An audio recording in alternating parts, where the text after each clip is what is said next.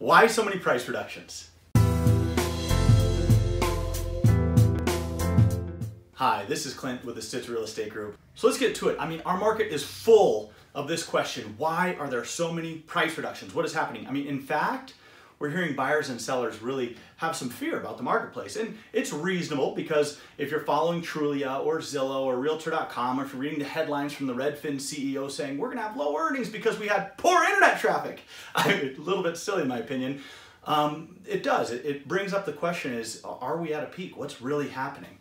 I think the most important thing for us to realize and understand is the pricing trend in our market through the year over the past few years. The same thing and the same trends have occurred every single year. And if you can understand that, it'll really help understand what's happening. So let's just look at the way it goes. Early in January, there are very, very few listings on the market. Why? Because people just got through the holidays. They're gonna wait until their grass greens up, their trees turn beautiful. They wanna put their property on the market in the spring when it looks its best. Well, that's what's happening with the sellers. What's happening with the buyers is that they've gotten through the holidays, they've gotten through New Year's, they've made their resolution, and we get these bluebird weekends in the winter. They're absolutely gorgeous. And people get cabin fever. They get the itch, they want to get out, they want to go look at homes, they want to find their landing place for spring or summer, okay? So what that results in is a massively higher amount of buyers than sellers.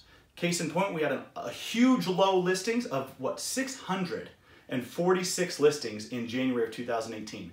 That's nothing. To give you an illustration of what that resulted in March, the year-over-year price increase, so if you look at January listings, then you go to March closings. In March of 2018, the year-over-year price increase was 17.6%.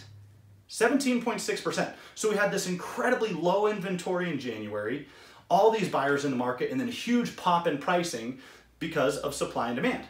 Now that happens every single year because of the exact buyer-seller dynamics I just discussed.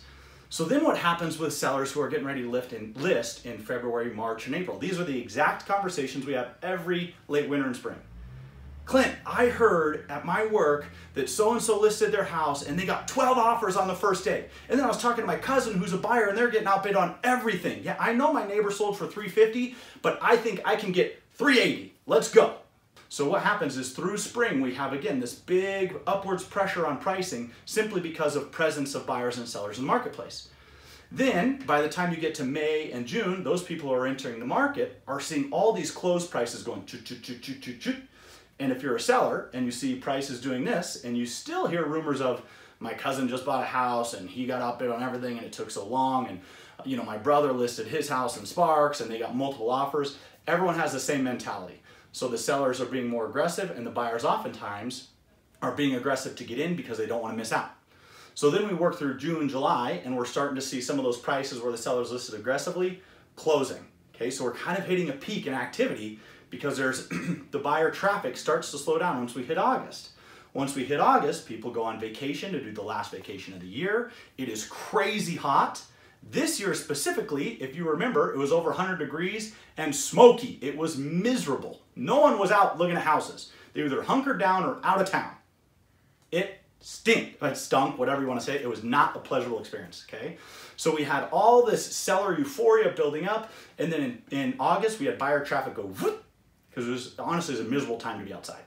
Okay? So when you have buyer traffic go whoop and seller euphoria up here because they're looking back at all this hysteria pushing stuff up, they list up here.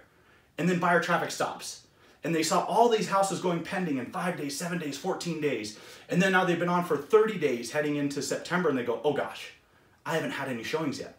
So they all start going reduce, reduce, reduce, reduce, reduce. Because they're chasing the market, not chasing the market down. They're trying to initiate buyer traffic when there isn't any because they were all over exuberant with their pricing because we didn't quite understand the way buyer flow works in our market. The most important thing to note is that pendings and solds have not gone down. The September stats that just came out, year over year, we're still up 11%. So you might be following Zillow, Trulia, Realtor.com and seeing price reduction email, price reduction email, price reduction email. What happened is those are those sellers who were up here and they're now coming down in line with the sold comps that happened earlier in the year to respawn with the fewer buyers that are still in the marketplace. Now, does this mean that our market is set to go down? I personally don't believe so. We'll make another follow-up video explaining the fundamentals why, but it's important to note that we're not in now a reducing market. We're not in a declining market. We're in a market where sellers are adjusting back to reality of where the buyers were because of seasonal trends in traffic and supply and demand. As we work through October and then November, we're going to see traffic do okay. But then after Thanksgiving, literally the buyer traffic dries up, and then we start the whole thing all over again in January. I hope that helps you understand why we're seeing so many price reductions, not necessarily closed home reduced versus the neighbor's recent sold, but ask price reductions. If you have any questions, feel free to call our team. This is Clint with the Stitser Real Estate Group, wishing you great success in all your real estate ventures.